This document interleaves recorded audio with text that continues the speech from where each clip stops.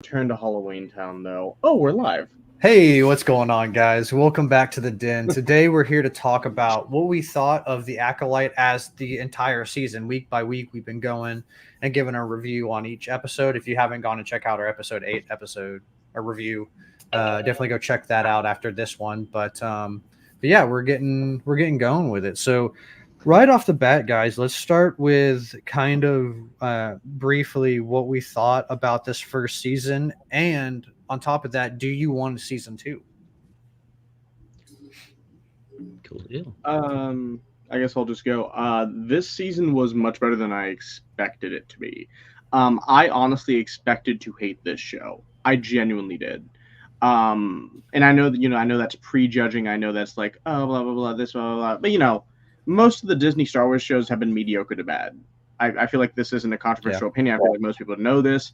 And it's because they're farming it out. They have a formula. They go off that formula, and then they just pump out 8 episodes, typically stretched out because the original script was for a movie, and then they just put it on their streaming platform. Yeah. And then it dies after about a month. But this show felt like it was meant to be written as a TV show. It didn't feel like a stretched out movie. It felt like, these are independent episodes. They're airing week by week. And season 1 really surprised me, especially the midpoint. I know a lot of people were sort of just rolling their eyes at the first few episodes. Me myself, I was testing the waters of it because I'm like, where is this going? But the show definitely sort of snuck up on me in terms of like how much I enjoyed it, and in terms of season 2, I'd like to see a season 2. Their multimedia experiment has paid off. We haven't seen anything like this since Shadows of the Empire from 1985. It's like, hey, you have the comics and you have the books and now you have the TV show. Here you go. Maybe we'll get a video game next. Who knows? High Republic game. Yeah, that'll be interesting to see if we get something from that era. I'd be interesting to see like what else happened, because like I haven't read any, like personally, like I haven't dove into the like High Republic like books and like comic books and stuff like that. Partly not because I don't want to. It's just like there's so much Star Wars content that I haven't like ingested. Like there's so much EU stuff that I haven't. It's just not super high on my list, but I'd like to get to it eventually. But yeah, I'm always down for more Star Wars video games, because you want to talk about Star Wars dropping the ball. I think that's where they've dropped the ball the hardest, is the lack of video games that we've gotten since Disney has obtained the IP. EA games. LucasArts used to pop out at least 1 or 2 games a year. Yeah. Now, and since EA took over the license in like 2015, we've only gotten a total of 5 AAA title games. Yeah, something like that. Yeah, we got. Well, we can talk about that another time. But the amount of games is abysmal. I'm hoping they kind of course correct with that later on. But Percy, Charlie, what did you guys think of the first season, and do you want a season 2? Either of you guys can go. It doesn't matter. Whichever one wants to go first. Go ahead, Charlie. Roger that.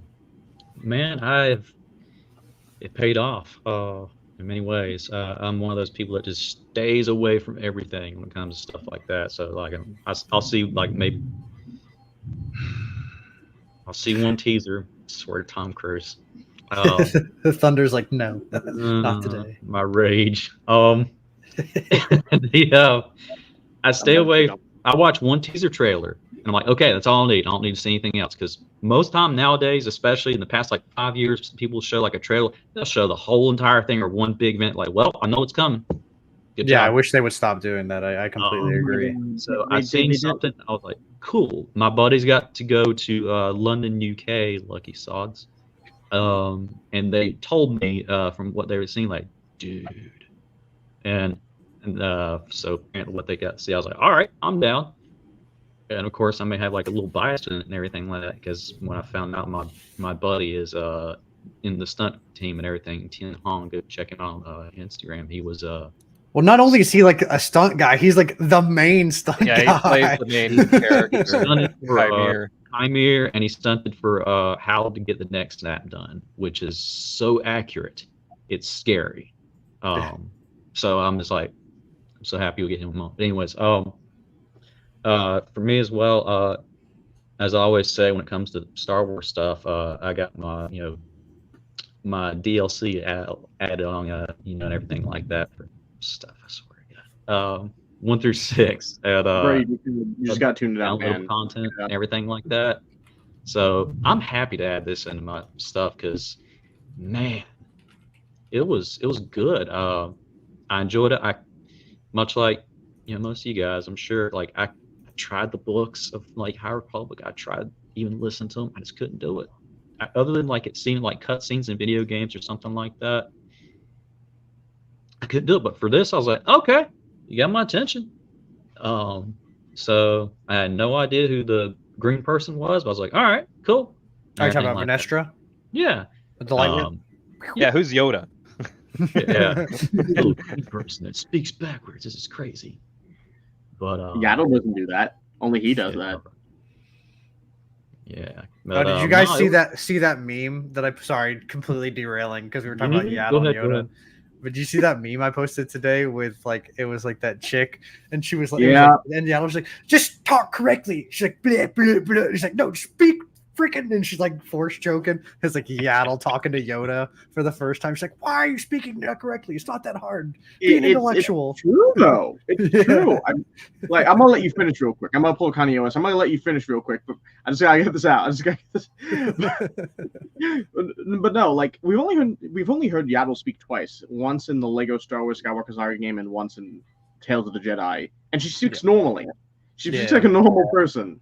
Well, I think they said like somewhere that Yoda chose to speak like that because his master kind of spoke in riddles, and he chose to kind of speak the same way as his master. I don't remember who said that. He's also twice Yaddle's age. Like, yeah, he's like super old, hella old. He's almost 900, and she's only like 450. Fucking robbing the cradle there, Yoda. But Charlie, sorry, I interrupted your thought process. I'm gonna let you finish real quick. No worries. The no, like my main thing, I just had one concern in this. I was just like, man, this is okay. They're getting close to the Phantom Menace timeline. How are they going to do this without that?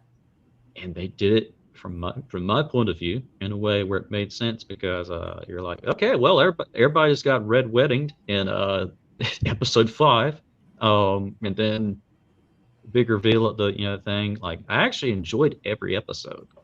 Okay. I like focus on things I like other than like things that if I don't like something I just won't watch it. Yeah, I don't like my eyes go red. Weird.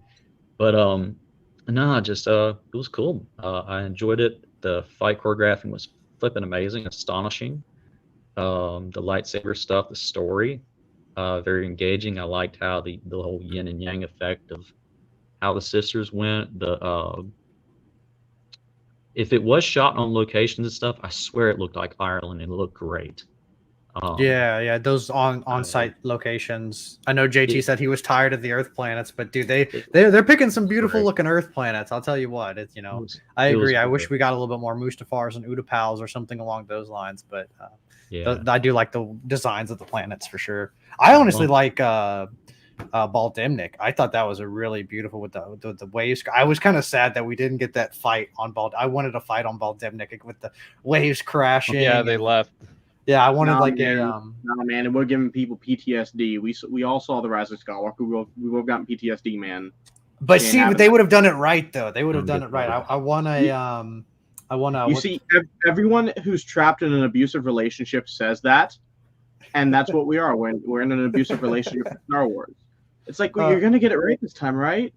Right, dude. That's with this show. I think they nailed the combat. Like I think we all can kind of agree. Yeah. Like I know you said it kind of grew on you towards a little bit of the later half, but like, dude, if we would have had like a Point Break scenario where like they're fighting on the beach, like I forget where they're at. Good and reference callback. But yeah, at the very end and the storms coming in and stuff like that, like that would have been sick. But it's lazy, man. On a later note, but Charlie, would you want to? I'm guessing by what you're saying, you want a season 2. Yeah, dude. I mean, after what was shown at the very end and everything like that, oh my God, why? The big reveal of just some guy named Higo Damascus pops his head out. You're like, yeah. Oh my God, he created. Makes sense. It's around this time period, and plus, seeing a live action version of that, you're just like, oh my God, I never thought I'd live to see this day. So I am happy. If you can pull off of what happens and stuff like that, and pay off that look that Osha's given Kymir, just like, nah, this isn't like a romantic thing. This is like, well, how the Sith stuff goes, and it's one's gonna survive. I kind of feel like it's the enemy of my enemy is my friend sort of thing. It's like, not she gonna doesn't end really well. want to join him, but like the Jedi lied to her, so he's like her best route, and that's kind of why I feel like she. I think she's into Bad Boys. I think she's into Bad Boys. Yeah, she saw him dip in the Polynesian spa, and it was game over. It's always like that's the best technique. Tamara Morrison taught us that. It's the best technique. Just show the ladies the Polynesian spa. They'll forgive everything. They'll forgive the murder that you do. Like a bantha. But Percy, what about you, man? What did you think of this season, and would you want a season 2? It was pretty good. And yeah, season 2 would be okay. I think it would be better if they branched off into like a different show, but set in the same time period. Oh, okay. Like maybe if we got a show that actually focused on like what's going on with the Darksiders at this time. Instead of kind of flipping back and forth. Yeah, we could even almost have like a prequel to this one. Yeah, that'd be there's cool. the Vernastra books, which I plan on reading now because of this show. That happens like 100 years before the show. So like there's a lot of time in between where they could probably do something with her that has, the flashbacks with Kymir. So like what I'm saying is we could have like the elements of the Acolyte season 2, but in another show. For sure. Maybe we're introduced to newer characters and maybe Plo Koon shows up or I don't know something. Dude, that'd be cool, man. That'd be cool like that. Like it actually does something, and we don't just get like this. No, that would be sick. I was cool with that. That's all we needed. Like we all know what Yoda looks like. I would have liked, if they're gonna add him in there, I would have liked him to have at least like 1 or 2 lines of wisdom. I think that would have been a little cooler in my book. But hey, the back of the head shot, I guess it is. It does make me curious to see what she's gonna say to him. So I guess it did its job. But sorry, Percy, were you finished or did you? I had like one more quick thing about it because. No, take as long as you need, man. Yeah, but basically. You guys watched the Flash movie with Ezra Miller and Michael Keaton in it? Yeah, mid. So I watched that one in theaters, and I went by myself because no one else, for God's sakes, would even think to watch that movie, right? But so I watched this movie that everyone hated, and I didn't really like it. Like I hated the visuals in this show, or this movie, but I thought they like nailed the story, what they were going for, and that crazy guy that I don't like, and I don't even want to say his name. I think it's, he's an abusive guy in real life, and I don't want to publicize. That's right. We said at the very end at the very beginning of the show. I'm sorry, Percy. I just remember that guy. Funny flashback. Go ahead, carry on. Yeah. So Kymir looks just like him when he's acting as the apothecary. But my biggest comparison is that. I would give like the Acolyte and the Flash pretty much the same rating, like around a low 70. And this is also comparing it to the other shows. So that the Flash, I think, is better than almost all of the DC Snyderverse, that era of DC movies. Ben, pretty crazy. Ben's a Snyder. He's a cultist, man. Dude, I own the Snyder Cut on DVD. I love them all. Like, that's fine. You're allowed to like it. I'm just saying bottom tier, I'm saying not super loved, but not bottom tier is kind of where I'm at with this show. I feel you. And I feel like the Flash was a good comparison because not the same kind of hate, but it had like a lot of hate going in and like basically boycotting. Well, it was similar. I just love the Flash. Superman and the Flash are probably my 2 favorite superheroes. Batman close third probably. Like don't everyone get up in a fuss. I like Batman too. Come on. Yeah, who doesn't like Batman? If you like DC, you're it's probably like Batman. Liking Batman is like liking Spider-Man. You don't have to say that you like Spider-Man. You don't. Like, it's sort of expected. Hey man, he's my favorite superhero. as for the hate though directed toward the Acolyte, you know, you say it wasn't similar to the Flash. I would argue that it was similar in the sense that, you know, I'll say his name. He's not going to show up here. He's not Candyman. Like, everyone hated Ezra Miller because he's a fucking maniac who, you know, kills women and kidnaps children, literally. Not even exaggerating. And there was sort of a similar hate directed toward this, not because of any of the cast, but because, you know, the showrunner is Leslie Headland. And, you know, I'll just break the ice here because I feel like everyone is going to point this out. It's like, yeah, she was Harvey Weinstein's personal assistant for a year. It's like, oh, and, you know, people are all like, oh, how did she die? Blah, blah, blah, this, blah, blah, blah, that. It's like, come on, man. It doesn't have a profound impact on the show. Shows and movies are made by a community of creative people who are just trying to make the best thing possible. Holding a single individual responsible for like the moral shortcomings of like an artistic project like that is just silly to me. Well, also, like, to that note, like, that's one thing that I was kind of worried about, because we know that like Disney tends to be a little like checkboxy with a lot of their movies, whereas like they don't really care about specific groups. They just want to make it seem like they do that, so they have those check boxes that they clear off, and that's one thing that you know, from not only like Leslie, but some of like the actors and actresses who had like spoken about the show. And we're not going to get into that because that's not what this is about. But some of the actors and actresses, some of the stuff that they said kind of made you go like, Pauls, are you like trying to tell like a Star Wars story, or are you trying to fit your own agendas into Star Wars and just like have an agenda movie with a little bit of Star Wars sprinkled in? And I think we were all kind of worried. Or at least me, I'm not going to speak for you guys. Me, I was worried about that, but I don't think that that's what happened with this show. It's like and this is going to segue in because I didn't give my thoughts on it. I'm kind of like in the middle of the road with this show. I still think Book of Boba Fett takes the worst show for me. I think the Book of Boba Fett is a better put together show, but just what they did with Boba Fett hurt me way more than Acolyte ever could. And that's just a personal thing because of how much I love Boba Fett. You know, I literally got a Boba Fett t-shirt on right now.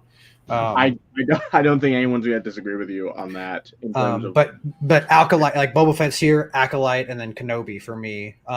That's kind of how it goes. And like I said, there's a lot of really good. I don't think it deserves all the hate that it's been getting, because I think there are a lot of gems in the show. Yeah, do some of the plot and characters like either like are kind of disinteresting or don't really make a whole bunch of sense, sure, but like I don't know, sometimes you can kind of suspend disbelief on some areas. I feel like people fixate on, like, for instance, like the Kiadi-Mundi's birthday and stuff like that, and even like I would say even Plagueis, you know, like, because Plagueis is technically, like, if they were going by the books, he's like a teenager right now. He's not even like, then they aged him up, and like, dude, I mean, I don't care. Like, it's cool that I like that Plagueis is canon, because in my book, the Plagueis books are canon, in my head canon.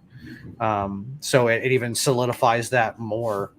So yeah, I'm kind of, I said this like a couple of podcasts ago, roundtables ago, that I kind of equate the Acolyte to like this, is the Acolyte is like a school field trip that you don't really want to go on, but it's better than staying in school. You know, it's better than doing nothing and not having anything to talk about. The thing that I enjoyed the most is sitting on like the school bus, as like the metaphor goes, with all my friends talking about like what we saw and what we did like and what we did like. That's kind of the gem that I got out of the show, is talking with you guys for the past 8 weeks. And that's the thing that I hold on to the most. And also like there's great things like the combat and some of the other things that we'll kind of dive into a little later on. So like for me, I think I'm kind of in the middle. Like I'd probably give it a 5 out of 10, maybe a 6. I don't know, depending on the day, maybe depending on the episode too. because there was stuff that I liked about it, and then there's some things that I'm just like, that made no freaking sense, like whatsoever. Like, why did you decide to do that? Or like, because of that, that's gonna put a big plot hole in, something else, Yeah, yeah, exactly. No, that's a fair point. That is a fair point. Your school bus analogy just cracks me up. But no, it is fair because like you're right. Like this is better than nothing, and it's also better than a lot of what we've gotten. And speaking personally, something I really enjoyed about the Acolyte compared to a lot of the other shows that we've been getting, is that I didn't feel like this show tried to nostalgia bait us. Like we can pick apart, yeah. Like we can pick apart little things continuity wise. Like you brought up Kiadi Mundi and Plagueis. I don't feel like anyone really thinks that those elements will ruin the show, and if you do, then go outside and touch some grass. Yeah. Right? Like you think those particular things ruin like the narrative of the show? Like no. But no, like the show does have legitimate problems, I would say. It took me a while to get onto the plot. I mentioned this in our last episode, being that I did not care for May at first. Like she was not interesting to me at all when she was introduced into the narrative, and then we actually meet Osha. Like two things went into my head. Okay, this show is either going to do evil twins or like a changeling.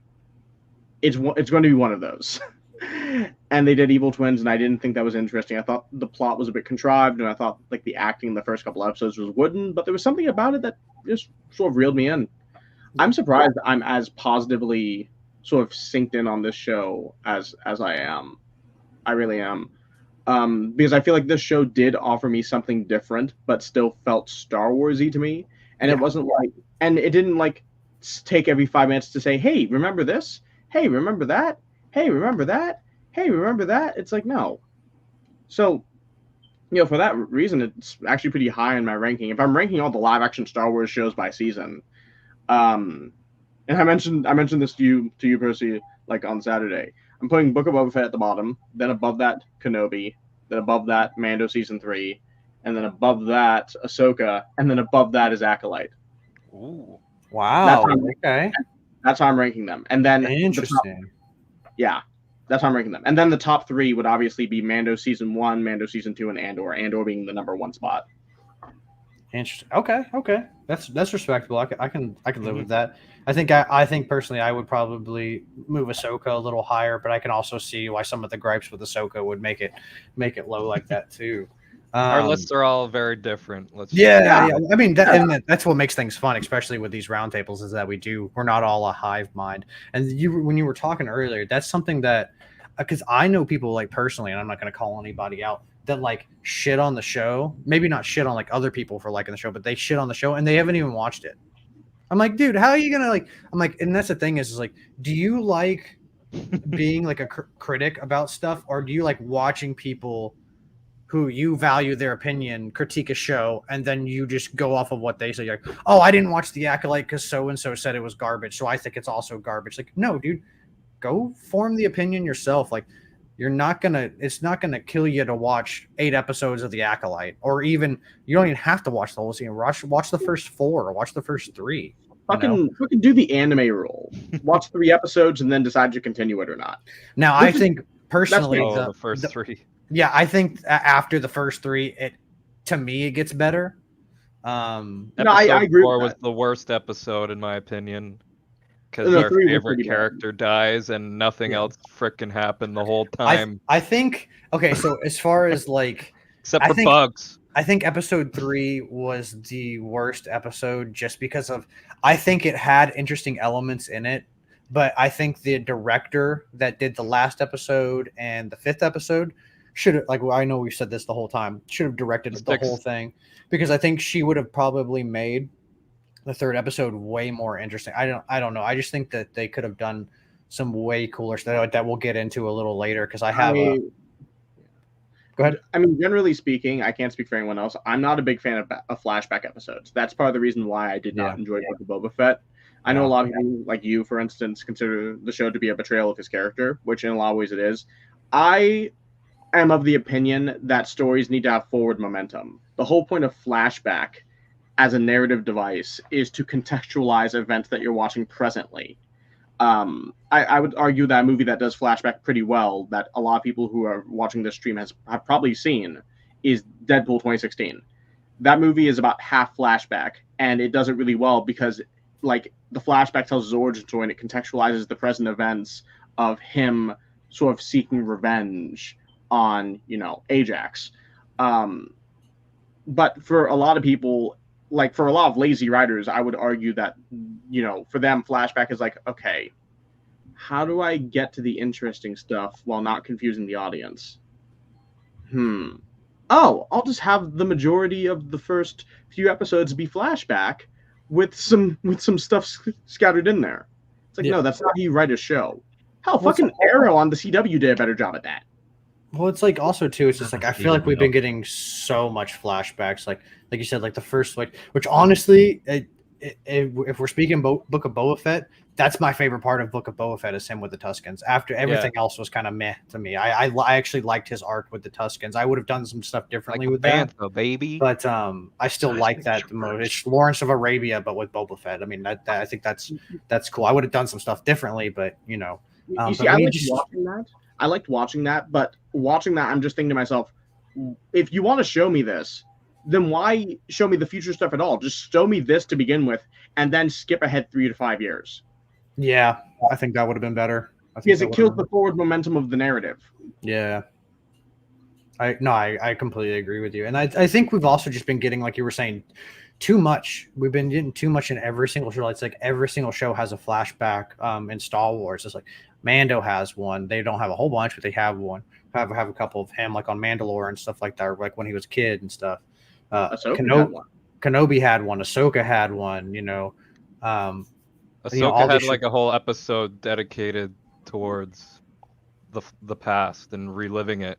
Yeah, which honestly, that's my favorite episode of Ahsoka, so I can't really crap on that one that much. Episode I'm not 5 crapping on it. I probably my favorite, one of my favorite things since Disney's. We all punched air in that moment. There's literally a picture of us doing that.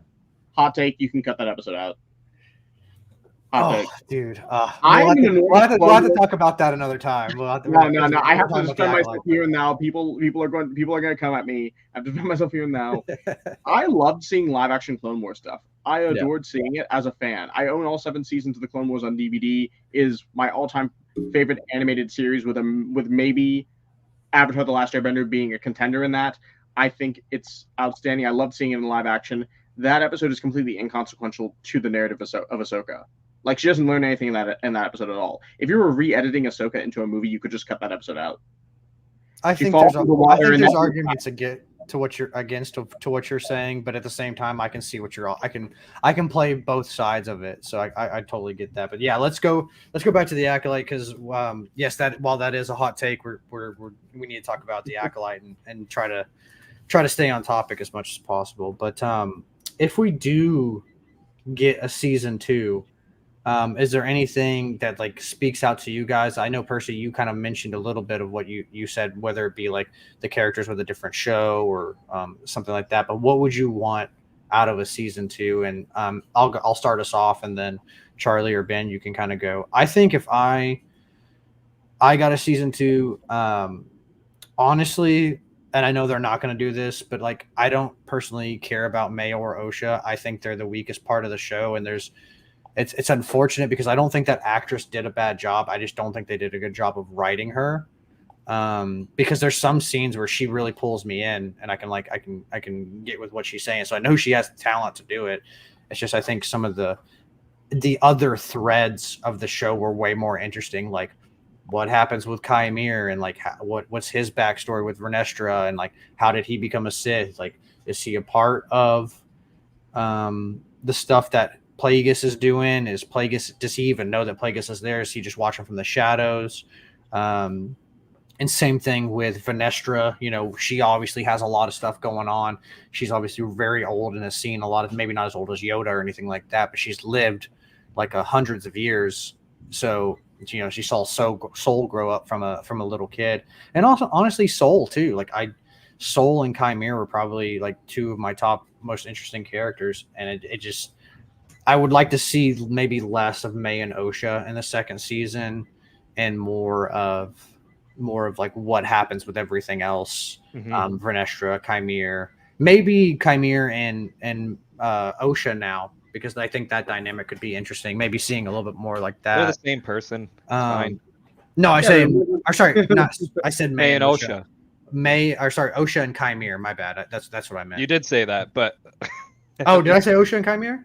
yeah, you did. I was just joking. Like they're the same person, so it could be either of them. Yeah, yeah. I still stand that May. They kind of switched at the end of the show. So May should have been killed at the end of the show. I think it would have pushed Osha's character way further into the dark side and really set us up. I personally don't want to see Plagueis as much in the second season because I don't really want Plagueis's debut, other than like what we've seen right now, to be in the Acolyte. I kind of want Plagueis to have his own show. Like if we're gonna do Plagueis, let's do it right and give us a Plagueis show and show him, either give us what we got in the Plagueis novel or maybe give us something beforehand, like maybe like a prequel to the Plagueis novel, because they were obviously doing a lot of stuff. There's a lot of time that has passed and a lot of evil that has happened. So I kind of don't want Plagueis in season 2. I would like him to be his own thing. If he cameos in it, fine, whatever. It's fine. It's fine. Like giving us something like we got this time around. But yeah, I would like it to be helmed by some, maybe not Leslie Headland. No offense to her. I'm just not crazy about her writing style and stuff like that. Maybe somebody else. But I would love a Plagueis show. Ooh, maybe a political drama written by Tony Gilroy, who wrote Devil's That would be Advocate. cool. I would be 100. Sign me up, dude. Sign me up. Yeah, and also Andor. Maybe he can do a Plagueis spin-off show with him and young Palpatine. Palpatine played by Sign me up. Yeah, he's played by Matt Smith. Matt Smith can do evil. We see him in that new Dragon show. He can do evil. Yeah, he might not be able to play like a 17-year-old, but he could play like an aged up Palpatine for sure. Like maybe in his like 30s or something. I feel like he could pull off like a 30-year-old or something like that. And if he was trying to pull off a teenager, I don't know. I mean, he's a little. I think he's like in his 40s or something like that, or maybe late 30s. I don't know his actual age, but I think he's 43. I think. But I would like to see him. I think I agree. I think he does have the range to pull off a young Palps. So that's personally what I would like to see in season 2. I'm totally fine with like what Percy was saying, seeing maybe like Plo Koon or some of the older council that has. If we're gonna give cameos, let's do that, or like kind of like nostalgia member berries or something like that. Let's see some of the old council who have lived, like Jarl Poof or anybody. I want to see people doing something though. That was kind of my thinking on that. Like, I didn't want Plo Koon just to like stick him where Kiadi was. I mean, like, where's Tyvaka? Where's Plo Koon?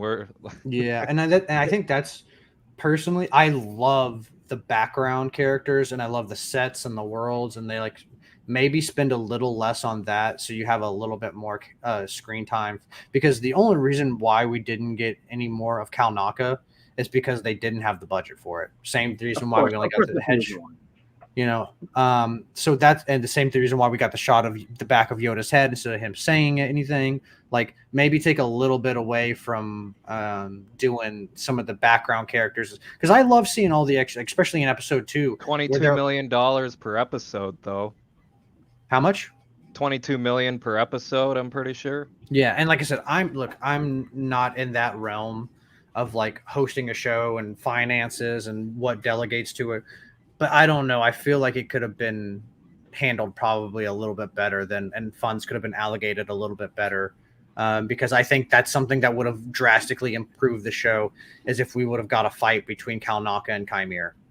I mean, that would have instantly bumped up the show. For me personally, like I said, I had it at like a 5, maybe a 6 if I was being generous. It would probably bump it up to a 7 or 8 for me. And that's how important, like, seeing it, because I love Wookiees, man. We'd never see Wookiee Jedis. Like, it would have been. That's what I was excited about coming into this series for sure.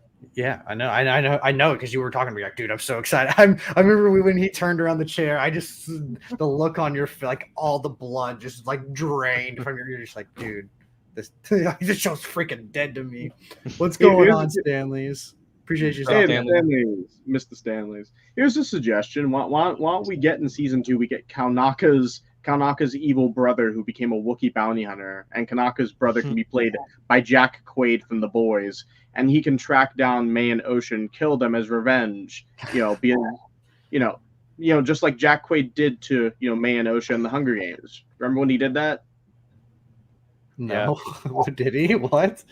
Yeah, Jack he's in Quaid, Hunger who Games. plays Huey in The Boys, was also in the first Hunger Games movie. He killed the character Rue. Oh, That was crap! him? You're right. That's a deep cut, dude. Oh yeah, she's that little girl, eh? She's God. she's Rue, the little black girl. Yeah. Dang, sure. I didn't even notice. Then it makes perfect sense though. Now that you're saying it. Yeah. So get some Jack Quaid in there. Well, how long do the Wookiees? Wookiees live a long time, right? Like they live like a couple. I think they have years. I think they have like a 300-year lifespan. I think. Yeah. Yeah, So like, 3 to 4, I think. you could totally have that, man. You could totally have that. Have it be freaking oh god, who's the Wookiee in Book of Boba Fett? I'm blanking on his name. Chrysanthemum.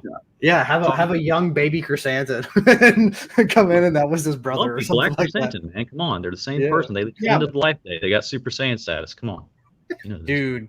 Plagueis. See, that's the thing is, I wouldn't want to see that because there wouldn't be a show. Plagueis would just. I mean, Kalnaka is probably skilled with it, but he's not Plagueis skilled, bro. It would be over in sec. Those old samurai movies? Pick any one you want to. And the fight lasts like 30 seconds, or like even, for instance, I'll even pull it back to Star Wars. Seven Samurai. Obi-Wan and Darth Maul and Rebels. That's how it would go. It would be that quick, maybe even quicker, because Plagueis is just. He might just use the Force and kill him. Yeah. Which honestly, also would have been pretty sick, just to see him like Kalnaka being ready with a lightsaber and just seeing him sweep off his feet. His lightsaber deactivates and seeing a giant Wookiee get hoisted in the air and just like grabbing his throat or something like that. That would be. I think Kalnaka versus Chimere would have been awesome, mainly because Wookiee lightsaber gets turned off. He says, "Screw this thing," and he just starts trying to rip his arm off or something, and then like scratches the helmet.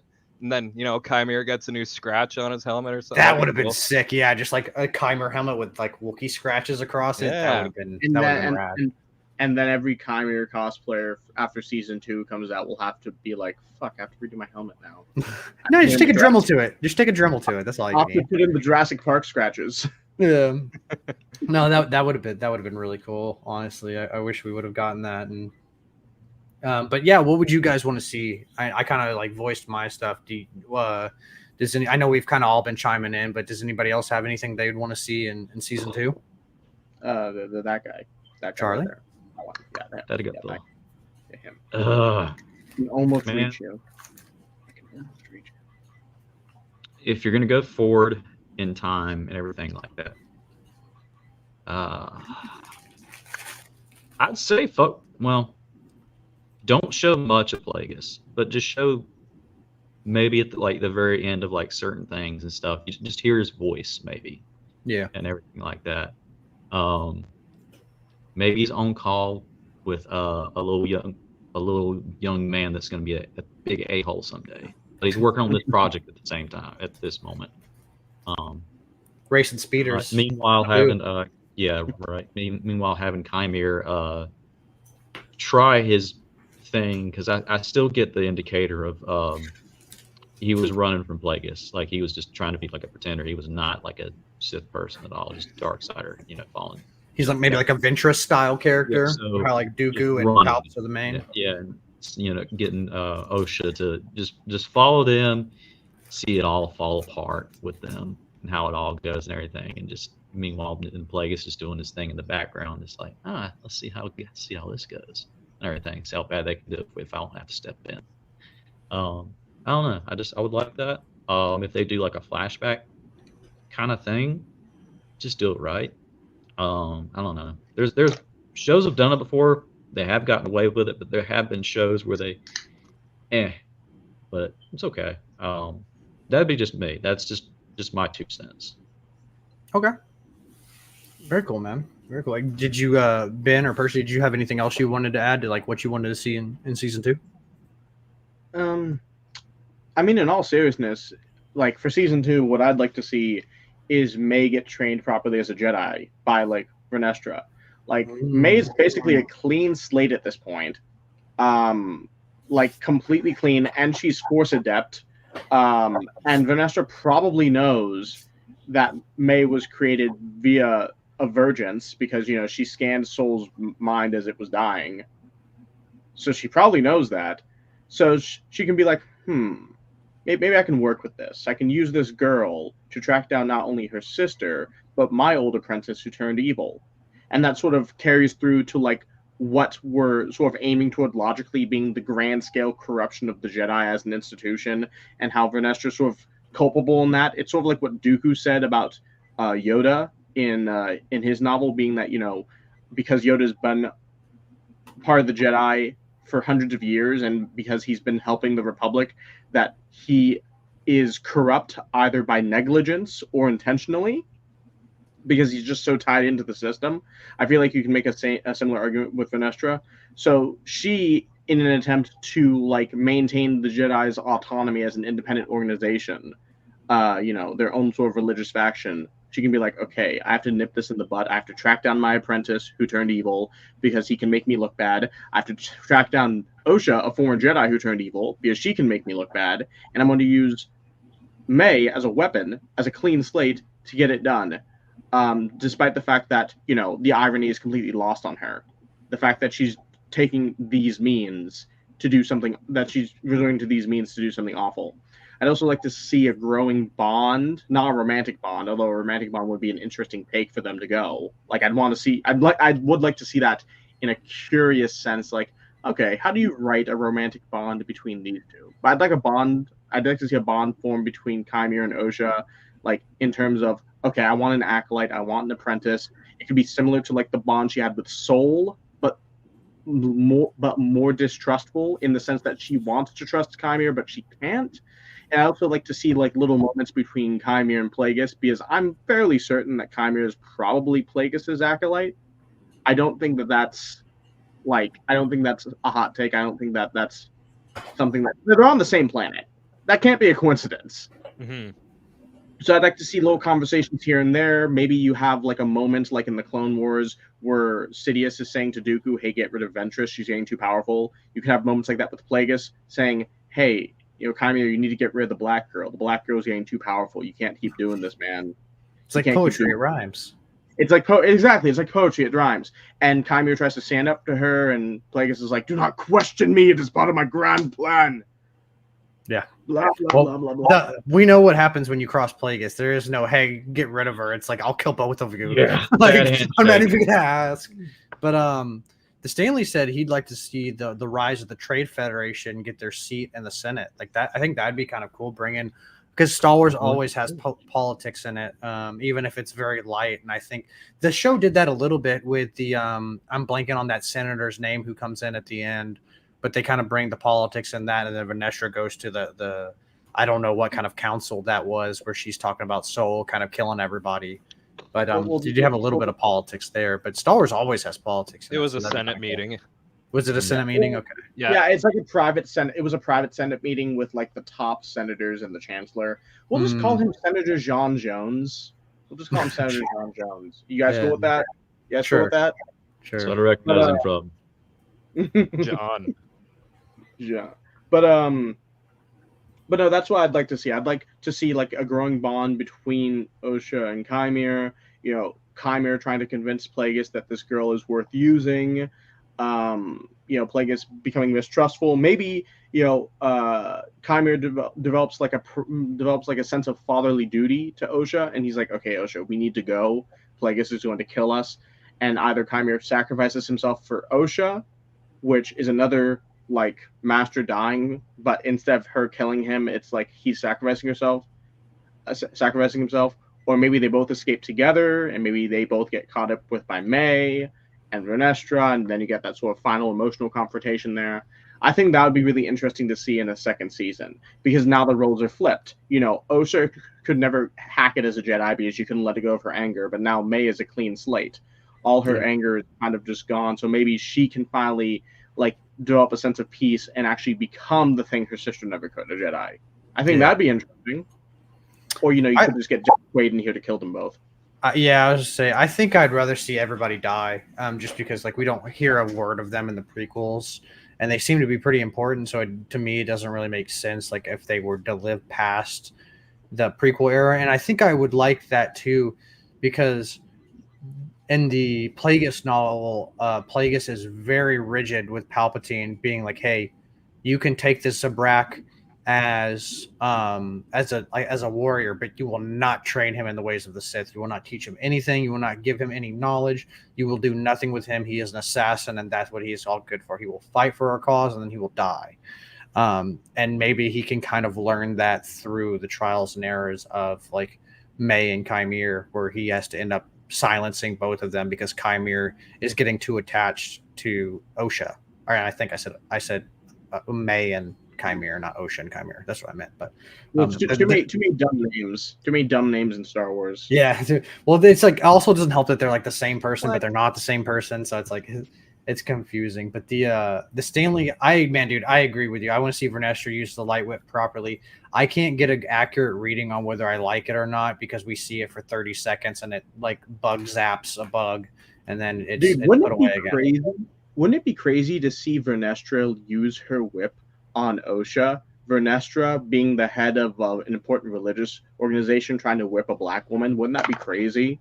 Wouldn't that be crazy, guys? Well, I mean, hey, she's a green alien, so I guess like it's not the same, But wouldn't it be crazy though? Wouldn't that be crazy, man? No, I don't think so. If it's man, story, maybe we should get Cuba Gooding Jr. in this show. Get some Cuba Gooding Jr. in here. I do not get that. What's OJ up to? Oh wait, OJ died. Never mind. But maybe see more of Plagueis' Force experiments. I'd be interested in seeing that. But again, I'd kind of like to just see that in his own show. Like, I don't think that has a place in the Acolyte. Like, just give him his own show and show that in his own show. Like, I wouldn't be mad at glimpses of that. Like what we got in Mando season 2. I wouldn't either, but like at the same time, I feel like that then Mando season 2 it didn't pay off, and Mando season 3 or 2. So we're like, what the hell is this? And we're still kind of left up in the air of like, what the hell is this? Yeah, we can put kind of 2 and 2 together because we're kind of sweaties, but like we still don't have a definite answer with that. And I feel like if you see Plagueis experiments, it's just going to open the line to more questions. And I would just rather get that in a whole. Because tampering with midichlorians and the Force and Force manipulation, you could literally make a whole show just on that and have Plagueis tampering with stuff and like just doing really Sith-like experiments. And I think it would be really interesting to show like how it leads to, you know, Palpatine and him and the grand plan of the Army of the Republic and all that stuff. So the scientific side of the Force, that'd be interesting to see. But then all the fans who hated the prequels will probably come out and hate those, and then we get the sequel to the People versus George Lucas documentary. Yeah, maybe. I mean, like I said, everybody's really attached with Star Wars, and I actually liked the thing. I don't know if you guys saw that, but the guy who plays Chimere came out and said because somebody asked him in an interview about like kind of like the backlash about the Acolyte, and he was like, "Look, man," he's like, I think that those people are totally valid in the way that they think. Like, look, Star Wars is obviously adapting from the George Lucas era of Star Wars, and it's the same thing that happened with the originals to the prequel trilogy. Is the prequel people that grew up with the original trilogy were expecting the same sort of vibes, and George Lucas wanted to do something kind of completely different than what he had originally done with the prequel trilogy, and it wasn't for the OG people anymore. Like, and I think we're kind of experiencing that now with the with the sequel trilogy, and also with some of the new Disney era stuff. Is like this stuff is not necessarily targeted for us. If we enjoy it, great. But if it changes hands of an IP, like George Lucas made all that stuff, and then now Disney's making all this stuff, like there's gonna be some experimentation and some divergence from what George has created. I don't necessarily agree with that or want that, but like sometimes you just got to realize that like the franchise can just grow without you or grow in a different direction that you want to see.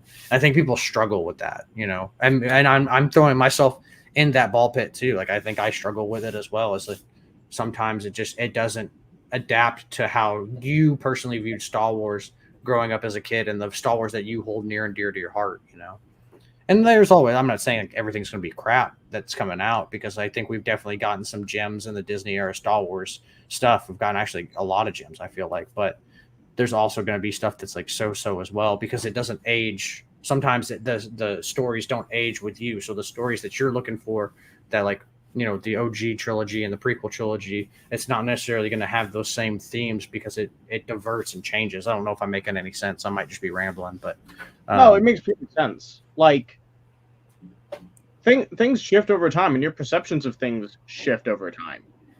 You know, it's like that South Park episode, "You're Getting Old," where Stan starts seeing everything as shit. No, really? Yeah, I haven't watched a whole bunch of South Park, but I don't.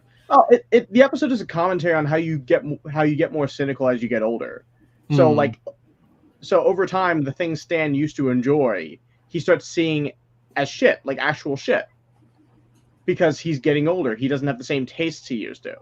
I got you. Yeah. Yeah, it's part of growing up. And, you know, like you said, like, we're going to get stuff we like, we're going to get stuff we don't like, you know.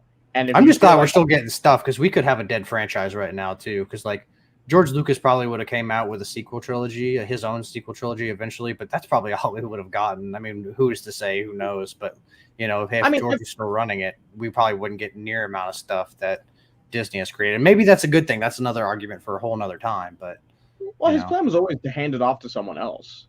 Yeah, that was always his idea, because, like, you know, there was a terrible backlash on him after the prequels, and he had ideas for sequel films. I feel like everyone knows about his plans at this point to have like a crime lord Darth Maul and a clone Darth Talon. Dude, that would have been I feel like so everyone knows about sick. those ideas at this point. The fact that he was going to have like a Han Solo type character and like a girl named Kira who later became Rey. I feel like everyone knows about like his treatments. So he was always going to pass it off to someone else. The only reason he passed it off to Disney is because it was close by and it was convenient. He had existing licensing deals with them for merchandise. He had a working relationship with Bob Iger, because like Bob Iger and him were friends in like the 1990s. Wasn't the Indiana Jones movie? It was the Indiana Jones show. Indiana Jones Chronicles. Yeah, like they were friends in the 90s, because Bob Iger was an executive at ABC, and Bob Iger fought for the Indiana Jones series to continue, even though it was on the verge of cancellation because the ratings weren't high. So it was, you know, it was like one of those things where it's like, okay, they're a big company. I know who Bob Iger is. I've worked with him before, and they will make more movies. So yeah, I can trust him with this franchise. If he wasn't going to sell Lucasfilm to Disney, he probably would have sold it to Fox or something. Yeah, true. Zoning out. Circling back to the Acolyte, because I feel like we stay on topic, then we go away, then we stay on topic, then we go away. Look, man, it's a podcast, man. You got to drift off into random conversation. It happens. Well, bring it back, Captain. Bring it back. What was out of everything in this season, what are you guys' favorite? What's your favorite part from this season? If you had to pick one thing from this season, I think for me, it's definitely the fights. I think that's, to me, that's the strongest thing out of this whole thing. This whole series is the fight choreography, definitely. And heck, maybe it's just because we've been so like not spoon-fed good fights for like the past like handful of years, with a lot of live action stuff being like the sequels have been kind of meh, and then we haven't really gotten any. It's been a lot of non-force lightsaber wielders and like Mando and Boba and Andor and stuff like that. So we've only seen a lot of animation fights and stuff. So I think for me, that's it. I would say episode 5 was probably my favorite fight, but I think I'm actually going to go with the end fight of the final episode, just because I don't like the way that they cut episode 5. I think the fighting in it is really nice, but I really had a problem with them like being super into the fight, and then I'd be like super into what's happening, and then they would cut to like Osha and Yord. I was gonna say his name like that, but they cut to Osha and Yor just like sitting in the forest talking about they should go back. I'm like, I don't need to see this. Like, I want to see cool stuff. Like, let me sit in the epicness a little longer. I feel like we got like 5 seconds of it, and then it would cut to Jordan Osha, then we get 5 seconds of it, and then it'd be May running through the jungle. I'm like, dude, come on, man. Like, stop doing that. Like, all the time that they did that in the prequel trilogy, it'd be cutting to like another fight. So I think I had to go, for me personally, the last episode fight was probably my favorite thing from this season, and also seeing Plagueis, I guess, too. But we didn't really get much of him. But what about you guys? Man, I hate doing favorites. It burns. Man, who else? Grinds my Who gears. else loved watching? Who else loved watching? I'll word it like this: highlights, because I just, it's not my DNA to say that. Okay, why don't you go with your top 3 then? In no particular order, top 3. Getting a revival of Cortosis was freaking amazing. Yeah, true. From that, just having that little, not only name drop of the episode afterwards, but just seeing it was like, did that lightsaber cut off? No. Yeah. And go figure. Knowing my buddy was in that, and how they did the it was such a great feeling. How he snaps the arm, spins around, and then does the neck. Yeah, that was epic. That was some wicked stuff. I was about to bring that up. Who else loved watching you get his neck broken? Insanely accurate. It's ridiculous when you do that. And that Plagueis, those I hate rating it with a burning passion, but just those things will stick out. But like, I love this whole show. Nice. All right. But yeah, I have spoken. Ben, Percy, who wants to go? You want me to go? I'll let you go. I've been interrupting people all day. I have to stop being Kanye West. I'm sorry, guys. Don't dox yourself, bro. I won't do it. I got that page locked. So for me, I have a theme for my favorite parts of the show, and that is the force powers that we finally get to see in live action, more or less. That was a lot of people think we're just getting introduced to these for the first time, but I've got some evidence here. Dude, Torben floating like that reminds me of like what I thought battle meditation would be, you know? Still blows my mind. Then we've got Mother Talzin creating what looks like a force bubble and blocking blaster bolts, and never mind the lightning, but yeah, she's basically floating, flying, doing a force bubble just like Torben. And then my other good example was the force repulse. This was my favorite one. Probably this could be my favorite scene in the whole show. In the final episode, yeah. So we get the double saber throw, but then we get the first live action, and I think force repulse. I can't think of anything else that does it. It's badass. Go. And I think they use the slow motion really well in this fight scene. Like, a lot of times I'm not big on slow-mo, but the very samurai and somewhat anime feel to these certain fights are pretty cool. And I've also got, of course, the Yo, real quick though, shout out to them actually doing like saber throwing a lot more. Like, I feel like this show does saber throwing way more than any other live action thing we've gotten in the combat, which is super cool. And he just force repulsed both Obi-Wan. Get out of here. And Anakin. So yeah, we see a lot of the force powers that we've seen before in here's another one. Wait. Yes.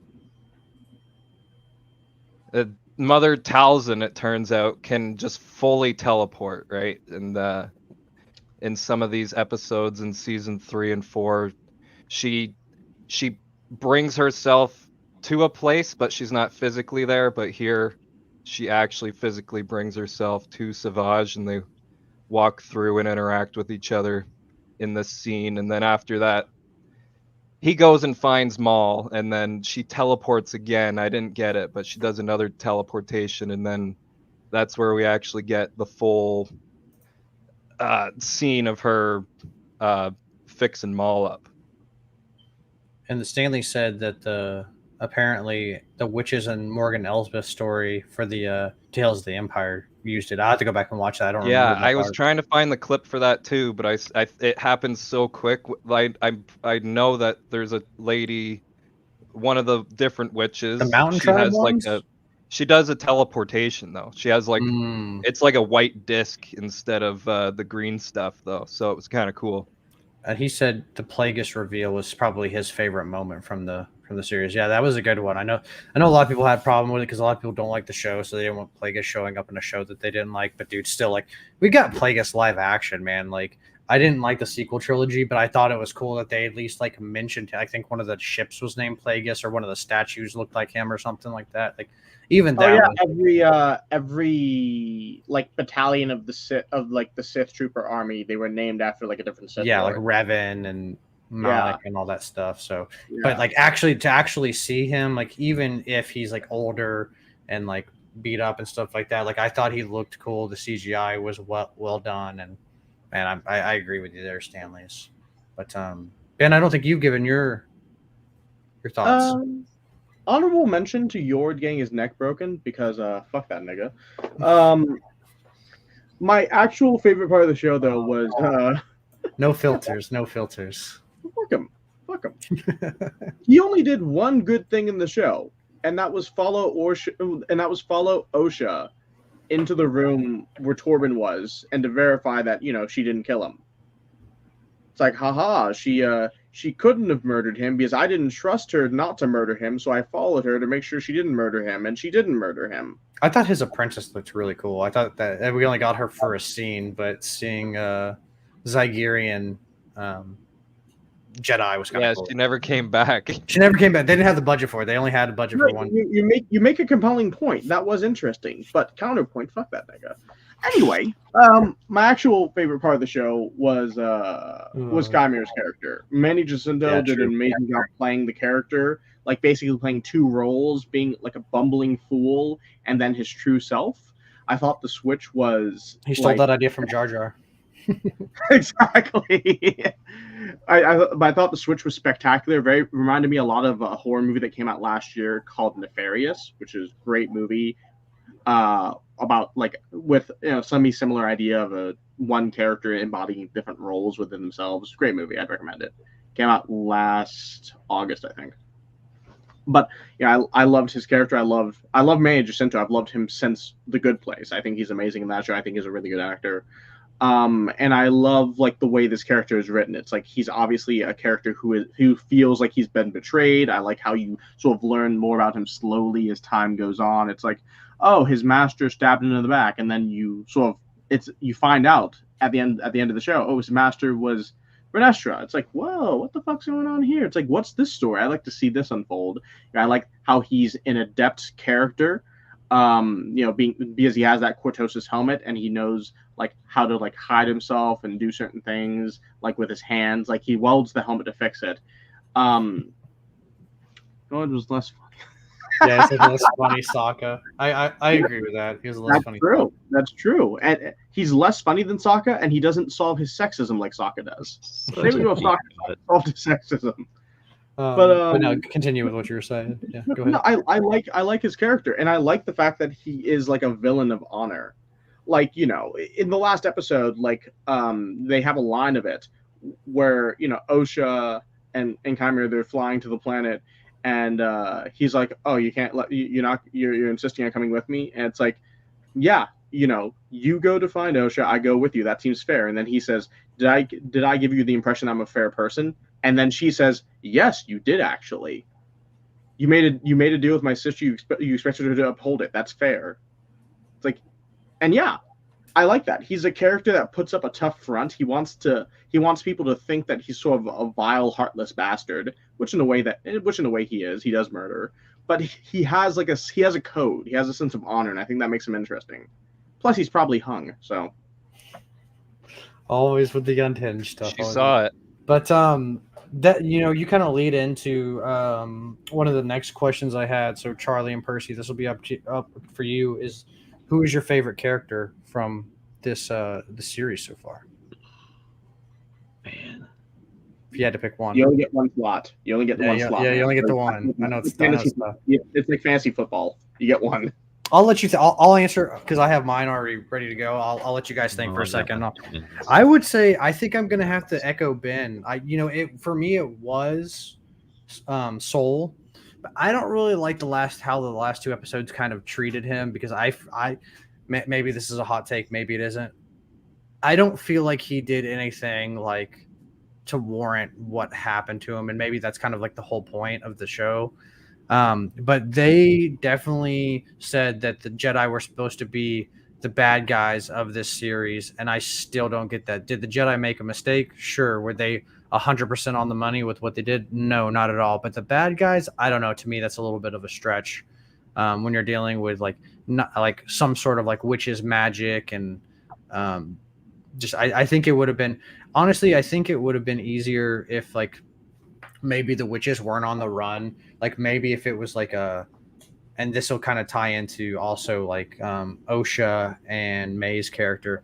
I think it would have been cooler if they would have taken the idea from, and I said this in the last roundtable, that they take the idea from the Old Republic games where I'm blanking on I know the Stanleys will probably come in clutch here and talk about it. The two sons that were with Emperor Vitiate, like if they would have gone that route with this, where like maybe the witches aren't on the run and like on the brink of existence, like what if they were like witches that like almost like they were like a Saiyan race or something like that, taking like a little bit of Dragon Ball elements, and they were conquering planets, and the sisters were like battle hardened warriors. I think that would have made Osha and May way more interesting because maybe Osha doesn't want this life. She never wanted this life. And then when she runs into the Jedi, she sees a way out, and then the Jedi have to intervene because, they're like, oh, what happened here? This planet was like an utter chaos and now it's thriving. Maybe they're like the witches going on this, like maybe they conquered the planet and then revitalized it with dark magic or something like that. Who knows like what they could have done with it. And I think that would have been, you could have still had all the elements of what the show had given, but you could have like given us a little bit more backstory on like the sisters other than like what we kind of got with them being younger. Now you probably have to age the sisters up a little bit, but like I think it would have been cool if they were maybe more of like a warrior witch race conquering planets or something like that, and then the Jedi have to intervene. I think it would have put the Jedi more in like a bad position or something like that, or like maybe their planet kind of like what happened with Grievous, whereas like even forget the conquering thing, say that they're on their home world and they're getting invaded by somebody. They said that they were on the brink of extinction, and maybe the Jedi sides with the invaders, and then that would paint the Jedi in more of a bad light. I'm talking about who our favorite characters are, but I think we could have gotten definitely something arcane and is that Thexan? Is that how you say it? Thexan? I don't know. Thexan. But yeah, I mean, I think there could have been a little bit of a better setup, and maybe May and Osha would have been like a favorite character, or even Soul. That's kind of where I diverted. I just don't like the way that they had ended it with Soul, because I feel like he really didn't do, minus keeping the fact that he should have told May should have told Osha up front that he murdered her mom, being like, hey, I made a judgment call and I tried the best I could in the situation. It looked like your mom was going to possess May and take over her body and basically kill her and just take over her body. And I made a split judgment decision. Like, that's the thing that I don't get about this show, is like why this stuff needed to be so secret, because I don't feel like, yes, wrong decisions were made, but I don't feel like it was enough to like hide it from everybody. Like, it was more of like a mistake instead of like they're like evil or have like evil intent. Like, I don't feel like there was any really evil intent with the Jedi. Like, yeah, mistakes were made, but nothing to paint. They might not have let him train her if they knew he killed the mom. That's my only thinking. Yeah, maybe. That's like a huge no. I would assume, like, let alone a kid being too old to train. Like, you killed the. But I feel like the Jedi Council would understand that, like, Soul would be like, hey, in this decision, she was literally transforming into like an essence of darkness and about to take control of one of the children and basically like erase that child from existence and take her place. Because I think that's what they were kind of alluding to with like the whole witches, like how May and Osha were supposed to be like the future of the clan and stuff like that. Because I have a feeling, the sacrifices, I feel like Coral and Anaseo were just going to take May and Osha's bodies and then continue to live on through them. That's at least the interpretation that I got from the show. But but yeah, I just feel like it could have with a slight shift in the show. I think it could have been a lot better, and Soul probably would have. My whole side tangent to this is my favorite character probably would have been Soul, but I think I have to echo Ben and say Chimere is the most interesting out of the bunch. But hopefully Charlie and Percy, that gave you guys enough time to figure out your guys' answers. I know I went on a little bit of a tangent, but I'd love to hear what you guys who's y'all's favorite character is. Who's your favorite? You got yours, Charlie? I will pick up an honorable mention that I forgot, completely glossed over. Sent me over the moon. It's Basil, isn't it? Well, of course. No, we got to see a bleeding of a kyber crystal in live action. So I forgot to bring that up, bro. But anyways, that was freaking awesome. Oh yeah, yeah. We'll talk about one of your favorite scenes. Yeah, that bleeding was cool. Man, as far as it's physically demanding as well when you do that type of stuff. Not just like that, but going through that stuff. So it's very hard for me to pick between those two because that actor specifically learned English for this.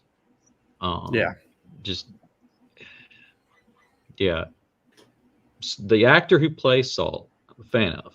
Oh, legend, But great guy. Love him. But like the physical presence of Chimere and how you had to menacing, like what the hell is this? What is this person? And everything like that of this person's like entity and everything like that of just like, what's that? Because of course they've never come across this yet. It's been, the last dark side thing was Battle Rusan and everything like this. They're like, what the hell is this? They've only even read about stuff or if they've even studied holocrons. So they have no idea. So this presence and everything, and getting to see like, maybe I'm a good guy, maybe I'm a bad guy. Who knows these things? So I might say Chimere, but again, I'm just a big fan of that guy who plays Saul, man. So just the yin and yang effect, man. That's how it is. I feel you. Can't wait for Squid Game season 2. Yeah, I think that'd be cool. You know Chimere personally, so that's a pretty big pull to the dark side. Weird. I think they definitely have the strongest, because that was one of my questions that I was going to ask you guys. I think Soul and Chimere definitely have the strongest character development out of any of the characters in the entire show. So I think that's what kind of pulls. And then Soul also kind of has that Qui-Gon-ness to him, where he's just likable. You just like him, right off the bat. Mm-hmm. That charisma, I guess. I got my favorite character ready though. Let's do it. If you're done, Charlie. Go for it, man. I know where you're going. No, it's not what you think, actually. My favorite character is a tie between Saul and Indara, who interesting. Okay. did not get a lot of screen time, but what she did was incredible. I think that last flashback episode really showed her wisdom. And yeah, it was Indara who told him to cover it up. She's like, yo, I just killed 50 chicks and these bitches are all dead. One of the kids is missing. We're just gonna act like the kids started the fire and everyone died. All right, we didn't start the fire. Go along with it, okay? That's what she did initially cover that, but going before that, that's kind of her mistake, possibly, was covering that up. And yeah, I guess not fully going into the Virgins and the twins and searching for May, but no, her initial reaction to this cult of Force Witches was, hey, the four of us shouldn't go up there together wielding swords to an entire group of women who probably either hate men or have some sort of history with all of their men dying or being cast off, because I think them being different species is something that's like also interesting, and they're different from the Dathomirian witches that way. So I think like something happened and there were men, but now there aren't men because of a war, perhaps, or a disaster in the mines, or I don't know. Whatever. They read my college screenplay World War XX and said, no, we can't have men around. Get him out of here. But then, yeah, also Indara. So what she said is, yeah, the four of us shouldn't go in there. I should go in there alone, is what should happen, because like just one person going in, that's not as much of a threat. Plus, she's a woman. She can maybe like. She also seems to have like immense power when she takes out all these witches, and that was like one of the craziest, possibly a new force power. It kind of reminds me of like when they force lobotomy Cad Bane in the Clone Wars. It takes Obi-Wan, Anakin, and Mace Windu. They're all like they're torturing him basically. Like he probably lost some brain cells, and if they went a lot further, I think it could have been pretty much what Indara was doing through Kelnaka into the witches. I don't think they all just fainted. Well, she also has like, I feel like she has like a chip on her shoulder, because I know she was joking with Soul, but she was like, "This is why I have a Padawan and you don't." Basically because I'm smarter than you. Is the kind of that was a weird interaction between the two of them, but I think she was more joking than anything. But yeah, true. Yeah, he kind of like laughed it off. The Matrix. I know what she does. But yeah, my other thing about her was the difference in her training between, like, she hates how Saul wants to train and how much of he clearly has like a paternal fatherly bond with Osha and wants to train her so hard, like he has to train her, and Indara doesn't like really accept that, but then after everything that happens, she kind of is forced to accept it, and she's like, this poor girl, like, we're not just gonna throw her out into the weeds. Like, we got, like, you can't go to the Senate and then go to jail for killing people, and then maybe me go to jail too for killing a lot of people. You can't do that, okay? So I don't know. We can't just kill everyone.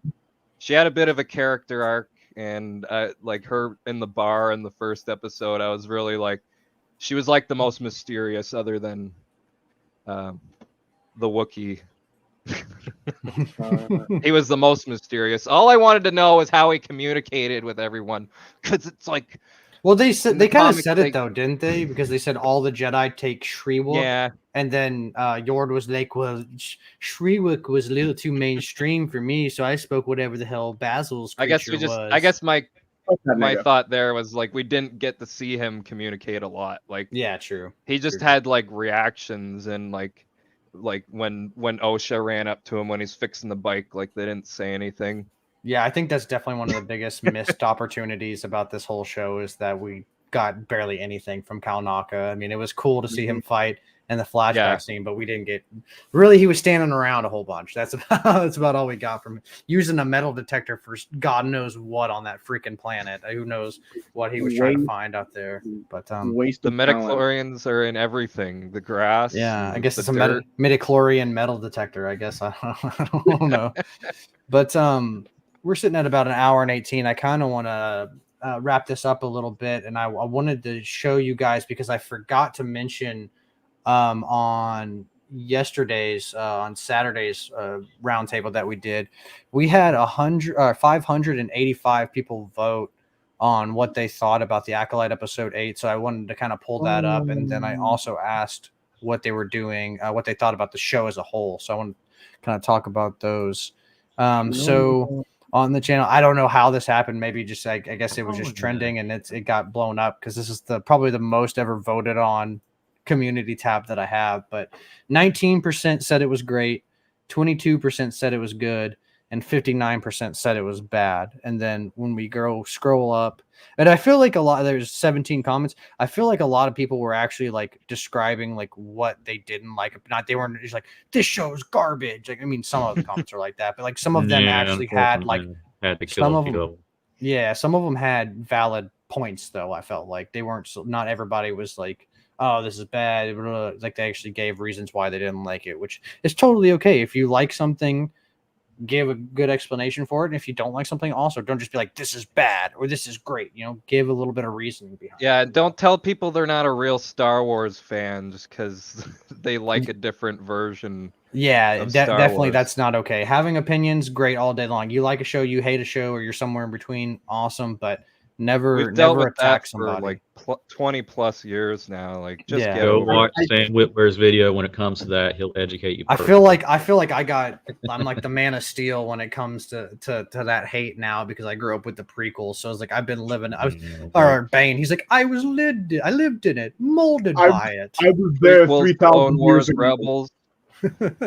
But oh, hold on, I gotta sneeze. Oh, sorry about that. Goodness gracious. Sorry about that. So the thoughts on the Acolyte as a series as a whole, we had 8 votes, which is a little less than the 158 that we had previously, but still valid. And it's 50-50, and I feel like that's accurate. I know it's only 8 votes, but I feel like that's accurate. It's like I felt like this show was either you really liked it and you kind of wanted to see more, or you're like, hey man, the show wasn't bad, but it's not really for me. I mean, some people are extreme and they said it's garbage and it's the worst thing that's ever been created. That's a little extreme for my taste, but I did want to bring that up and kind of share that with you, because I do like these community polls, and I'm trying to do more of them. So I appreciate everybody who voted and said your opinion on it, and I'm definitely going to bring them up more in the roundtables, because it's good to get a little bit more perspective than just like our own and stuff like that. I feel like that's one thing that's awesome. Not to toot my own channel's horn, but about this channel is like everybody has different opinions, and nobody's really afraid to voice their opinions because it's a safe place for the most part. Like we're pretty easygoing people, so we're open to all ideas. But it's nice to see that there's a little bit of, it's kind of 50-50. Not all of it's bad, not all of it's good. A little bit, but I think that's all the notes that I had, guys, unless you had anything else that you'd like to talk about. I mean, we can Charlie, something. Speaking of your channel really fast, someone did hit a milestone. Oh yeah. So we hit 800 the last weekend. I've been a little out of it because I've been back-to-back conventions. I had a convention last week and I have a convention coming up this week, but last weekend we did hit 800 subs. So thank you guys for that. We really appreciate it. On the road to hitting 1,000 subs by the end of December, end of the year. That's kind of my goal. So I think we're definitely going to hit that. We're definitely pushing forward to it. And if we don't hit it, I'm not going to cry about it or anything like that, because I love the community that we have right now. I don't really need anything more, but it is cool that, more people are showing interest in the stuff. So I appreciate all you guys, which reminds me, definitely hit that like button, hit that subscribe button if you haven't, because that shares this with everybody else. And we want to build the PMP's Den, as much as possible. So thank you, Charlie, for mentioning that too, because sometimes I go to his store, buy his go to the store, buy the merch. Star Wars, RuneScape, tons of different anime and video game stuff. Oh yeah, if you're in the USA, buying merchandise is the only way. Buying the merchandise is the only way we'll get the Plagueis series, where they'll explore the science of the midichlorians. Yeah, I can't wait for it. I love science and I love capitalism. It's going to be me. Bro, just say midichlorians. That's you know what? This is how we're going to leave the final note on. Just say midichlorians, you coward. Yeah. Stop saying M count. We need a midichlorian drop in the whole. Yeah, it's not the Bad Batch. Come on, yeah. dude. They're afraid of saying the M word. They don't want to say the M word. They're going to get canceled if they say the M word. But thank you guys for watching. I have all of these awesome people's links down below. Go follow them on Instagram, YouTube, all that fun stuff. They produce awesome content as well, and let's grow the community, not just the PMP's Den community, but everybody that's in the PMP's Den community too. We're kind of like trying to be a tight-knit family here, so definitely go and spread the love to all these awesome homies down below. But thank you guys for watching the Stanleys as always, man. You show up for every roundtable, every video. I appreciate you so much. You're definitely like the number one homie in the comment section all the time, and I appreciate you. The past 4 years, I can always count on him when it comes to stuff like, what was that dude's name? Them. Oh yeah, thank you, man. Next time the Stanleys can comment on the Hot Toys figure you just bought. Wait, the Hot Toys figure? Which one did I just buy? What are you talking about? Yeah, the battle damage Vader one that you just got. Oh, I didn't buy that one. I got him. Why is it in the background? Oh well, this one's the Mythos. That's not the new one that just came out. It looks exactly the same. It is. It's just the Mythos, or the one that came out now. You can like this is a statue. Like you can't move him.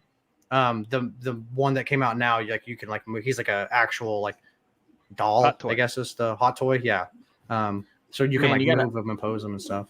You gotta hop on it, man. Isn't the Hot Toys like store in Texas? You gotta hop on it, dude. I have Maul with his speeder pre-ordered, and I have Star Killer, and then I have Cad Bane coming in a few months, which definitely doing an unboxing for that. Stay tuned for that. So I'm good on Hot Toys right now, but they are bringing the heat with the Grievous and the Vader. Yeah. That Vader looks very much like the Force Unleashed Vader when Star Killer fights him, and if you choose that path to fight him, it looks very reminiscent of that. But thank you guys for watching. We'll be doing some more stuff, maybe some gaming streams this weekend, and then a lot of gaming stuff next week because I'll be doing a lot more video content because my conventions will be over. So stay tuned for all of that. Thank you guys for watching, and as always, may the Force be